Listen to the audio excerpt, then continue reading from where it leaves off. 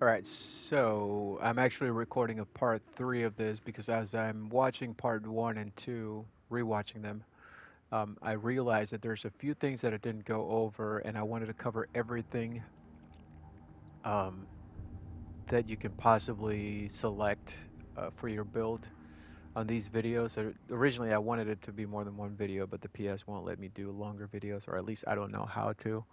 Um, and I'm too lazy to stitch them up into one. So I don't even use a like a proper microphone or anything. This is just my headset. So I don't need any of those fancy things. I just want to get a point across, and hopefully you guys can benefit from it. Anyway, so specific charm specific or class specific charms and their properties is one thing that didn't go over. Uh, Again, the assassin's charm is basically a stealth charm, and some of the cool things that it gives you, there are class specific, are toxic vanish radius, which goes up to 100%, and vanish duration. So I did go over those a little bit on the last video, but I just wanted to make sure that I go through all of the class specific properties on the charms and yeah, again, it's all in how you let how what your understanding is of the specific stats and how to make them stack or synergize. So when they stack is, for example, stealth attack damage will stack across your charm, your smoke bomb, or your blowgun. And synergy, when I talk about synergy, I'm talking about toxic vanish radius with, for example, vanish duration, or with the deadly nightshade technique. So that is synergy in that one thing benefits from the other, even if the damage doesn't stack. But on here, like I said, ultimate damage stacks with melee damage, and again, of course, ultimate damage. So uh, that would be stacking and synergizing. Now, I didn't really go through the samurai charms properties. They're class specific. So this is again a melee damage. You can see by the focus here on the stats. One of the cool things, actually, there's a pretty cool thing is spirit pull targets, which adds another spirit pull target to your class ability. So if you have that, it actually the heal from it is actually really significant. You'll be back to full health within a few seconds if you have more than one enemy around you. It's pretty cool. I do have a build that uses that and explosive blade radius, which does not work with raging flame, but it works with explosive blade, um, which is pretty cool because the if you look at the technique over here, explosive blade, its melee attacks to deal damaging explosions on impact, and actually also damages anyone caught in the radius. So you'll notice that actually makes a pretty big difference as far as the damage you can do with this technique. Um, so yeah, it goes to up to 100% increase in radius, and things like radius increase. I feel like be it explosive blade radius, healing or no, toxic banish radius, um, hunter ability radius, or the healing pot radius. You could be at 90% and it's basically fine. It's like you just take a percentage, like a decimal, and then usually things are two digits. When you get into the triple digits, you could let sacrifice that one. So my rule is that I go half a percentage point.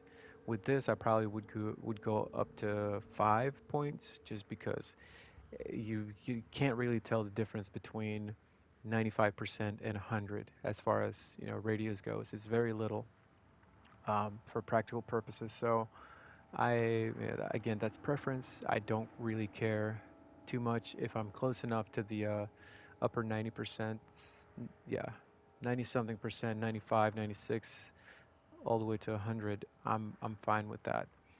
Um, Now, the one of the cool things about the samurai charm is that it doesn't have that many properties, so it's relatively easy to roll in comparison to Ronin or Assassin, and you're about to see why. So this Hunter charm is basically a ranged charm, and I don't know why. Oh yeah, this since the update it does show those as blocked for some reason. Like I haven't rolled them. But that one is basically ability radius. It's not showing it for whatever reason. It's like a glitch they haven't fixed. But that would be ability radius, and it would be available on the first slot, and then the second slot. Everything's and that's the only thing that I know of. Yeah, that's the only thing that's class specific on the hunter charm. So everything else is stuff that you've seen before. Um, and it's, like I said, not that many options to choose from, which is great in terms of rolling it and getting good rolls on it. Now, the Ronin charm is notoriously difficult to roll because of this, because of all of these different options that you have. And so you have weakening burst radius, which don't really recommend anyone use a weakening burst, but if you're going to use it, then that you would have that increase. Healing incense radius. It actually it's pretty significant. Like you could cover an area that's larger than the defense area, so you could just pop it in the middle and heal everyone that's fighting in the defense area. So this would be more for like gold, where people tend to stick to defense areas a little bit more.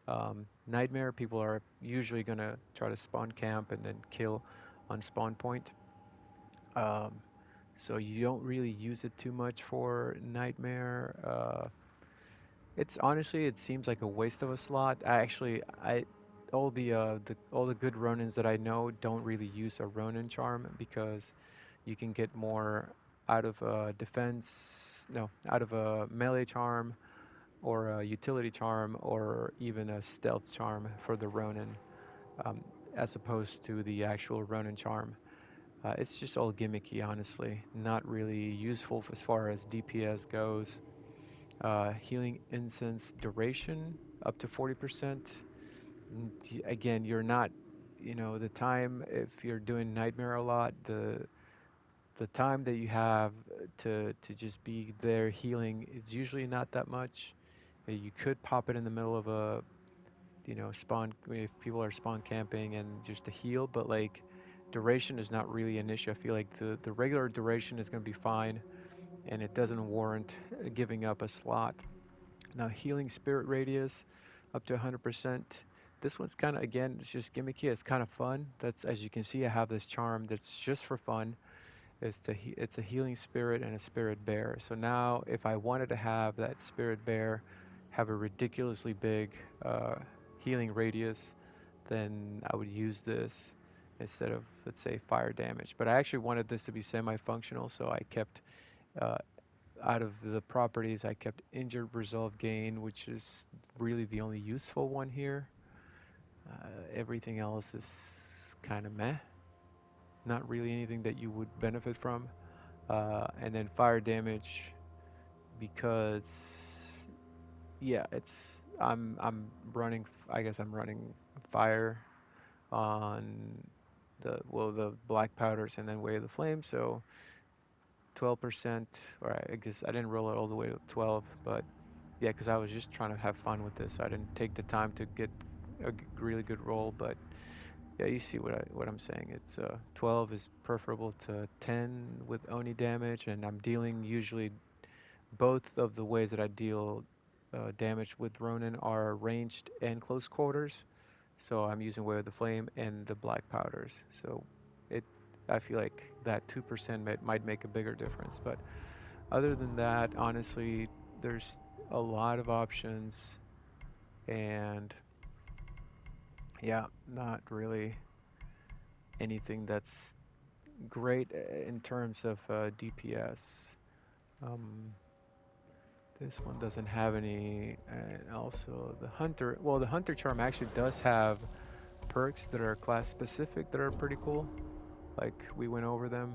Um, uh, I didn't go over blessed arrows, but that's a really good one if you're doing a lot of. You could actually this one would be a good synergy if you're using executioner on your techniques because you're actually fighting enemies close enough that you can benefit from the blessed arrows healing. So that a lot of people that do soloing, they use this, so it's great for them.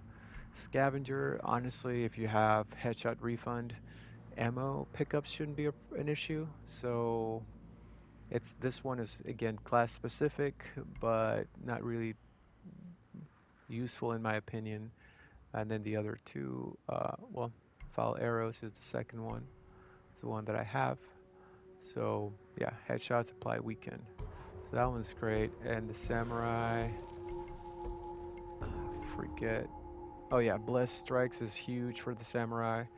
Um, it's for healing. You know, you could hit anyone with your spirit pull, or actually no, it's for anything. So your class ability, regardless of spirit pull or explosive blade or raging flame, if you are hitting people with that on, then you heal as well. So that's great. Rising tempo is actually a pretty good one as well. Actually, it's the document that I referenced, and I'm gonna put in comments. Um, a lot of people are saying that this is like OP or whatever. It has no cap. Actually, people tested it, and it does have a cap. It goes up to 50%, I believe, extra damage, and so that's each kill will give you 10% extra damage.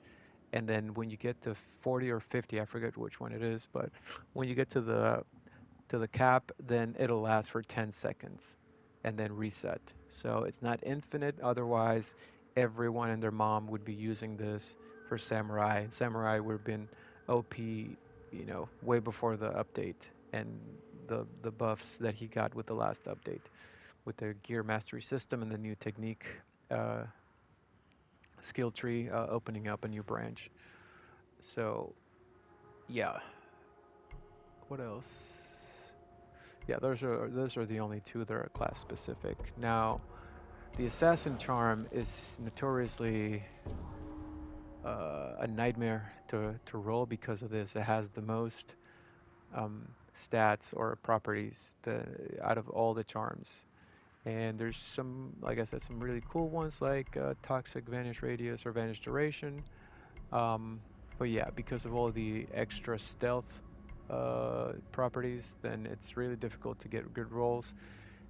This one, I usually am not comfortable with under 19.5, but it was taking too long to roll, and I just wanted to get out there and play. So sometimes you have to make compromises, and which is what I chose. Maybe at a later point, I'll try to get a better roll in this, but for the time being, uh, it's fine.